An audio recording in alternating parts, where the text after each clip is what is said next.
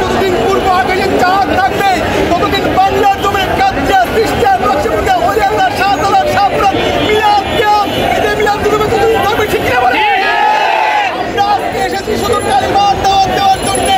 নারে রিসালাত আপনারা জানেন গত 12 তারিখে নারে রিসালাত স্লোগানকে বন্ধ করে দিতে যাচ্ছিল, বন্ধ করে দিয়েছিলেন। আজকে আমরা আসছি দয়াল নবী মাহমুদে নারে রিসালাত স্লোগানকে বন্ধ করার জন্য ঠিক না বলে বাংলাদেশ ওলি আল্লাহর দেশ।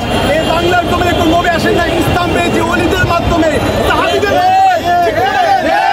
আজকে ওয়াহাবি সালাফিরা মাযহাবিরা যারা ইসলামের বিরুদ্ধে কাজ করে যাচ্ছেন, রাসূলের বিরুদ্ধে কথা বলতে যাচ্ছেন, রাসূলের দাওয়াত বন্ধ করতে যাচ্ছেন, কালামাকে বন্ধ করতে যাচ্ছেন, আমরা প্রয়োজন বাংলার জমিনে আরেকটা রাষ্ট্র স্বাধীন হওয়ার প্রয়োজনে। এই জমিন ওলি আল্লাহর জমিন, 360 আলের জমিন।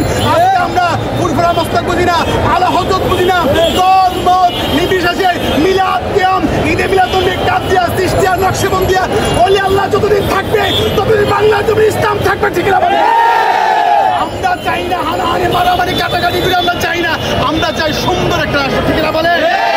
আজকে যারা এই বাংলার জমিটাকে দেখুন আমাদের সরাজি উদ্যানের মধ্যে আমাদেরকে এই অনুমোদন দিয়েছিলেন, অনুমোদন দেওয়ার পরে বানচাল করে নিয়ে আসছেন গোলাপবাগে। যখন গোলাপবাগে নিয়ে আসছেন তারা দেখলেন যে বাংলাদেশে হাজার নয় লক্ষ নয় প্রায় 20 থেকে 30 লক্ষ 30 থেকে 40 লক্ষ লোক আগমন করবে, এটাকে পুঁজি করে তারা নিয়ে আসছেন এই প্রেস ক্লাব ময়দান ঠিক না বলেন। আজকে আমরা যুক্তভাবে বলতে চাই এই প্রেস ক্লাবের ময়দান জন্য সেটা বাংলাদেশ নয়, প্রেস ক্লাব নয়, সেটা ফিলিস্তিন হয়ে গেছে ঠিক না বলেন। আজকে যে কারবালার ময়দান হয়ে গেছে ঠিক না, আমরা রক্ত দিয়েছি 71-এ, আমরা আরেকটা রক্ত 2025 সালে দেবো ঠিক না বলেন।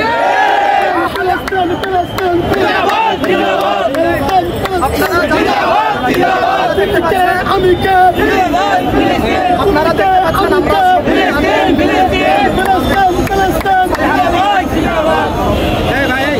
পাচ্ছেন আমরা আপনারা দেখতে পাচ্ছেন আমরা ঢাকায় রওনা হয়েছি সকাল থেকে, অনেকে আবার সকাল সকাল গতকাল রাত্রেও রওনা হয়েছে।